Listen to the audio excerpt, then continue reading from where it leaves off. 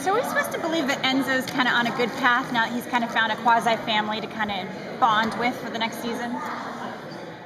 Well, good is subjective, you know? I mean, for him, if he decides to choose Lily's side, it initially would feel like a good thing because he's kind of found his pack. And I think he spent I know he spent pretty much all of his life being an orphan, being the outcast, being imprisoned in solitary confinement. And so for him, a huge need is to have a community of people he can love and trust and maybe eat people with. So, yeah, I think it could potentially be a good thing, but that could also potentially backfire because he also has loyalties to Damon as well. And I think if he were to choose a certain path that was against Damon's path, that would be a conflict. That's bad for Enzo and good for Michael, the actor. But, yeah.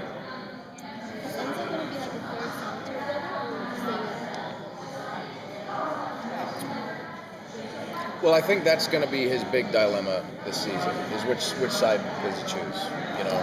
And, yeah, I guess we'll just see where that goes. I kind of answered that a little bit before, yeah. Caroline mentioned just now that we're going to be playing with time a lot Yes, we are. in this season. What can you kind of tease about that and where Enzo fits in? Yeah, well, I think that's like an absolutely brilliant trick, because what happens with an audience is when they see that time jump, they think, how did that character get there? And then they start to kind of watch the time in real time and start to see and try to guess what's going to happen in order to lead to that point. It's like Memento or whatever, you know, the film Memento. And for Enzo, apparently we see a time jump that is something to do with his love life, that we see him together with somebody, maybe somebody we know on the show. And so yeah, there's a little spoiler. Everyone wants to know about the love life. I don't know why. That's the boring stuff. Let's kill more people. It's a vampire show. I'm assuming there's going to be more killing as well. Yes, there will. There'll be, heads will roll. It's a full-on war going on in Mystic Falls. Are there any actors or characters you would like to work with in season 7 that you didn't get to work with as much recently? Jeff Goldblum. Yeah, I'd like to invite him to Mystic Falls to play my dad. How about ones currently on the show? Oh man, I thought I surpassed that. Okay, yeah, I would like to work more with Kat Graham. I think she's a great actress. I think their dynamic would be really great together. The stuff that they have had, she's kind of bitchy to him, and Enzo kind of digs that kind of thing, you know. Hence the thing with Caroline. So, but also Kat, you know, she invests a lot. Not that everybody else doesn't, but she really invests a lot in the work. And yeah, it's just be great to do some more scenes with her.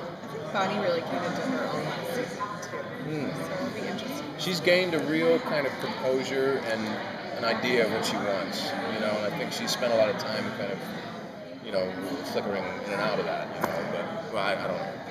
I'm not an expert on it, but, yeah, she's great.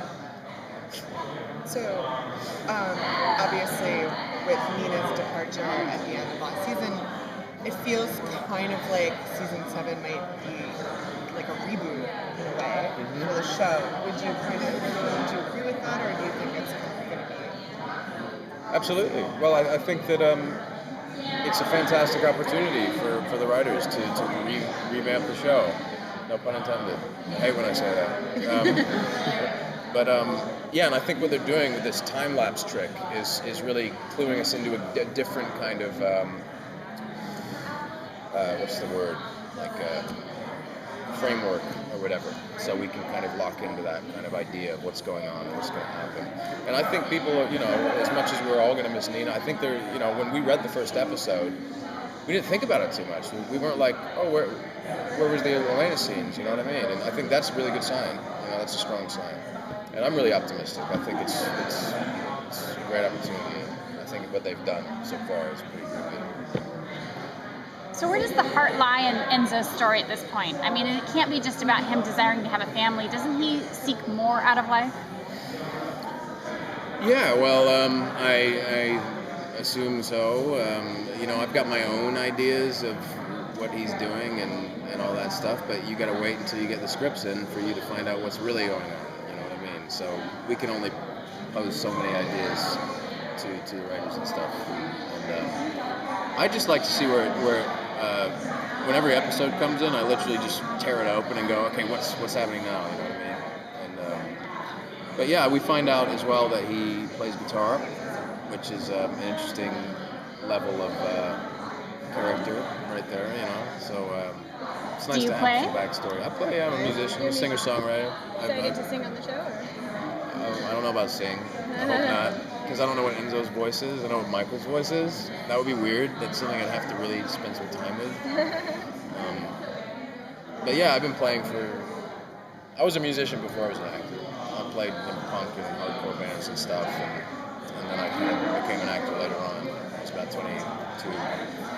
And yeah, I released an album last year, Feed the Flames, on iTunes. Doing another one. It's called Knots. It's coming out this fall. There's a shameless plug. So Enzo the rock star, huh?